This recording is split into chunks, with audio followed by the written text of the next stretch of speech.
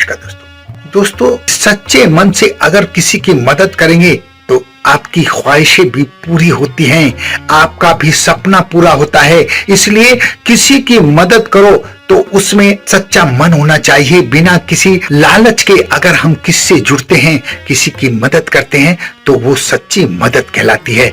दोस्तों, नारियल का जन्म कैसे हुआ, इसके ऊपर एक धार्मिक कहानी है, वो मैं आपको सुनाने जा रहा हूँ।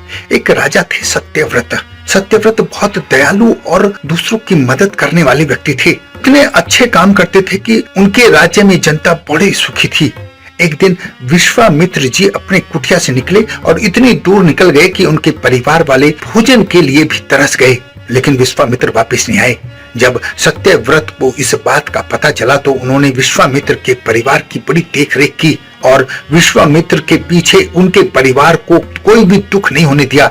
जब विश्वामित्र वापस आए तो उन्होंने जानना चाहा कि उनके परिवार की किसने सहायता की है, किसने उनके परिवार का ध्यान रखा है। तब उन लोगों ने राजा सत्यव्रत का नाम लिया।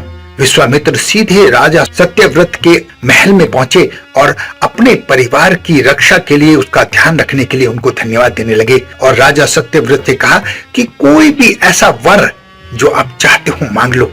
राजा सत्यव्रत की यही इच्छा थी कि वो स्वर्ग देखना चाहता था। वो खुली आंखों से ये देखना चाहता था कि स्वर्ग कैसा होता है। उसने अपनी इच्छा विश्वामित्र जी के सामने रख दी। विश्वामित्र ने उसे स्वर्ग भेज दिया, लेकिन वहां के राजा इंद्र ने उन्हें धक्का देकर स्वर्ग से गिरा दिया। जब इस बात का विश्वामित्र को पता चला तो उन्हें बड़ा गुस्सा आया और उन्होंने एक नए स्वर्ग की स्थापना स्वर्ग और पृथ्वी के बीच में कर दी और एक पोल ऐसा लगा दिया जिससे हवा के झोंकों से सत्यव्रत नीचे न गिर सके।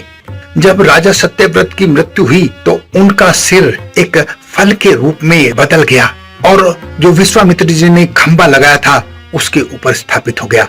और तब से सभी लोग उस फल को नारियल का फल कहने लगे, जो स्वर्ग के समान ही सारी इच्छाएं पूरी करने वाला था, स्वर्ग के समान ही सुंदर था, जिसके गुण इतने अच्छे थे कि जैसे स्वर्ग हो। दोस्तों, हमें इस कहानी से ये सीख मिलती है कि सच्चे मन से अगर किसी की मदद करेंगे तो आपकी ख्वाहिशें भी पूरी होती हैं, आपका भी सपना पूरा होता है। इसलिए किसी की मदद करो तो उसमें सच्चा मन होना चाहिए, बिना किसी लालच के। अगर हम किससे जुड़ते हैं, किसी की मदद करते हैं तो वो सच्ची मदद कहलाती है।